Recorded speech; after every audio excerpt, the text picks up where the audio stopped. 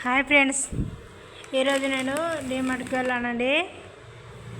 చూడండి, బిల్లు ఎంత అయిందంటే దాదాపు 8,000 చిల్లర అయిందండి.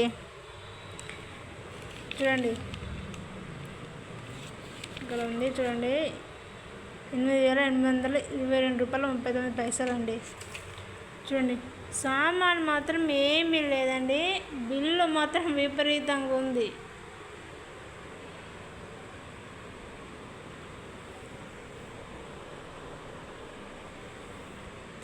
ఏదో తక్కువ అని వెళ్ళాను, కానీ బయట తీసుకొచ్చుకుంటే అయిపోతుంది కదా అనుకున్నాను.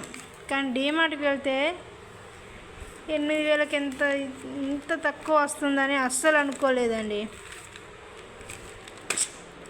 బయట కిరాణా షాపులో తీసుకున్నా కానీ 4-5 వేలకు ఇంకా డబల్ వస్తుంది. కానీ డీమార్ట్లో తక్కువ ఉంటారని వెళ్తే 8,800 బిల్ అయింది, కానీ సామాన్ మాత్రం ఆ 8 వస్తుంది. ఎన్ని లేవండి. చూడండి ఫ్రెండ్స్, చూడండి,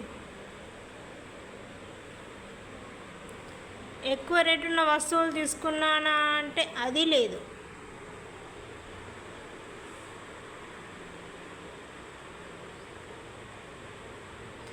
కానీ బిల్లు మాత్రం విపరీతంగా ఉంది. నాకు అందులో నచ్చింది ఏంటంటే నా స్లిప్పర్స్ నచ్చాయండి. చూడండి, ఇవి నాకు మాత్రం చాలా నచ్చాయండి, తక్కువ రేట్లో. అంటే చూడండి ఎంత రేట్ అంటే 249 రూపాయలు. కానీ ఇదే మోడల్లో నేను బయట చూశానండి, 400-500 ఉందండి. ఈ చెప్పులకు మాత్రం తక్కువ రేటు ఉంది. కొన్ని పప్పు దినుసులకు తక్కువ రేటు ఉంది. కానీ మనం ఇతర మసాలా సామాన్లు కానీ, డ్రై ఫ్రూట్స్ కానీ, ఇంకేదైనా వగేరా సామాన్ తీసుకుందామంటే చాలా రేట్లు ఉన్నాయండి. కొంచెం బయట రేటుకు డీమార్ట్ల రేటుకు మధ్యలో తేడా చూసి తీసుకోండి. అంతేగాని డీమార్ట్కి వచ్చాం కదా అని ఇష్టమైన వస్తువులన్నీ తీసుకోకండి. ఎందుకంటే తర్వాత బిల్లు చూస్తే మోపెడు అవుతుంది, సామాన్ చూస్తే ఎన్ని ఉండవు.